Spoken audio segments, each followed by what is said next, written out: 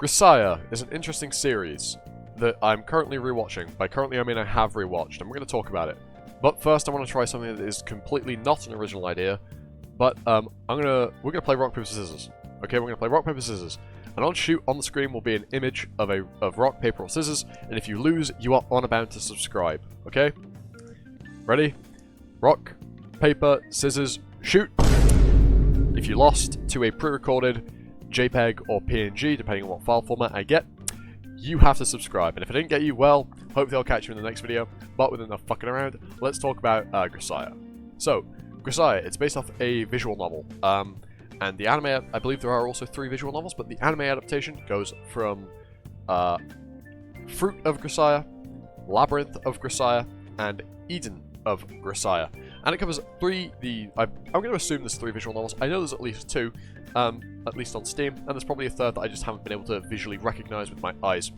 So, it covers the 3 major arcs of the story. You have the beginning, where you know nothing about the main character, and you learn about the 5 main girls that are within this school, called Mihama Gakuen.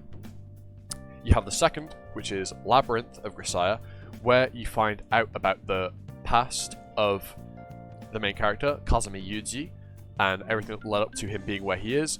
And then, well, at least a small portion of his past. You find out about his early-ish stages. That's what I remember. It's only a single episode for Labyrinth, so it's kind of hard to remember what's in Labyrinth and what is Eden, because it is very seamless of a transition, because the first handful of episodes of Eden of Grisaia are focused on Kazumi Yuji discussing his past and stuff. Well, it's the girls reading a dossier that he has written about himself to give to Julia, but that's by the by. And that's basically what the story covers. And the last half of Eden is the final act, the closing moments of the story, where the 5 girls end up saving Yuji as he has done for them in the first act, which is the first visual novel, or first series. And yeah, let's just talk about all of this bullshit together. So, of the 5 girls, we have not Makima, that's Chainsaw Man. Makina, Sachi, Michiru, Amane, and Yumiko. I personally am an Amane is best girl. You know, I'm on Team Amane, with Yumiko being probably second. The rest, you can fight amongst yourselves for where you think they go, but that's my stance. And we learn about their backstories in order of its... Who is it first? It's Michiru, Makima, Sachi... No, it's Yumiko first, isn't it? Yeah, and it's Amane last, because she has the longest backstory, at least in terms of the anime, covering 3-4 episodes, where we find out about what happened to the main character, Kazumi Yuji's sister, Kazumi. Yes. The fact it's 2 really similar sounding, her first and last name is so similar, it really kind of like fucks with my head when trying to remember her name. But I really like the Fruit of Grisaia, the first arc. We learn a lot about these characters, and it makes you really sympathetic for them, because every character in this series, at least of the main 6, the 5 girls and Yuji, they have all been fucked over and have suffered in varying levels of degree, from extreme amounts to extreme amounts. I'm very articulate and well-worded with how I'm explaining this, but they've suffered a hell of a lot at the hands of other people, and a lot of them, it's not exactly their fault that they have suffered the way they have. For example, Michiru and her tangle with suicide. I don't know whether YouTube's going to like me saying that or not. I don't really care, though. And the loss of her friend through said thing.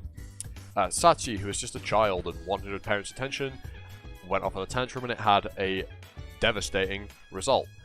Amane, who just got completely screwed over by a really unfortunate accident that happened to kill quite literally everyone around her in her basketball team, that has understandably scarred her for life. Yumiko, who's under the pressures of her parents, of her dad, who basically never really wanted her, but is kind of now forcing her into a certain role, and ends up having to fake her own death. And Makina, whose family basically don't want her around because she is a threat, given that she knows the truth of the family's corrupt history. And then there's Kazumi Yuji, whose past is just, well, there's a lot more to it than there is with the girls, as you'll find out if you watch the series or play the visual novels. Personally, I don't know what the visual novels are like. I assume they're pretty good, given the anime is pretty good, but I recommend watching the anime, given it's very digestible, and, you know, the animation quality is pretty good. Also, one thing about Kazumi Yuji, it is, given this is a harem, you might think he is a brain-dead dense idiot. However, he's actually a, you know, kind of a Chad. Sigma, if you will. Cue Sigma music, which will definitely not get played.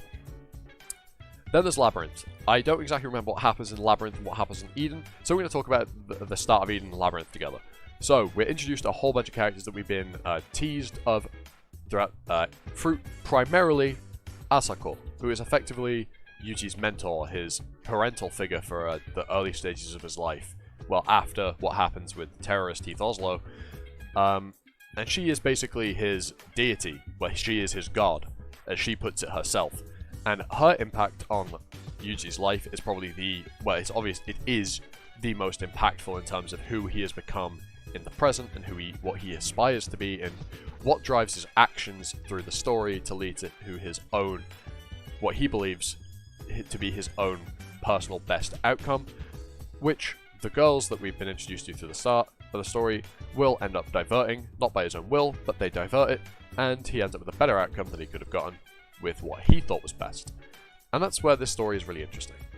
Eden, at the end, basically gives us all of this stuff that is connected together, every bit of backstory that introduced the characters from Yuji's past, intermingling them with the 5 girls, how it all connects together, and we get a nice, really satisfying conclusion that is really, really fun. It's a good story. Given that it's based on a visual novel, I assume they adapt what would be like the best ending, the true ending, given that all 5 girls are there at the end instead of it being one specific one, and most visual novels that have a romance element would have individual routes for each girl, and potential bad endings, and then an overall, like, a best ending, if you will. So you'd have to go play that or look it up for yourself to find out what happens individually. But I do very much like this story. I like Grisaia, it's really interesting. Yes, there are ecchi elements. If you don't like ecchi elements, then it'll still be a good watch, you just might be put off by a few scenes here and there. But I do highly implore you to go check the series out, because it is very good, and I very much enjoy it. The voice acting is pretty much, like, on point the whole way through, the music's pretty good. As I said, the animation quality is decent enough. It's just a good all-round watch that's decent. I've just splurged the same thing at you for like 7.5 minutes. Yeah, and if you're still here and lost rock, paper, scissors, you better subscribe. If, you know, I don't want you to do me dirty. Fucking hell. You can also comment and stuff, and then, you know, you can change your mind later on if you do subscribe and you don't like what I'm putting out. It's all up to you. Anyway, with all that said, I've been Animosity, you've been you, and I will see you next time for another video. Ta-ta, for now.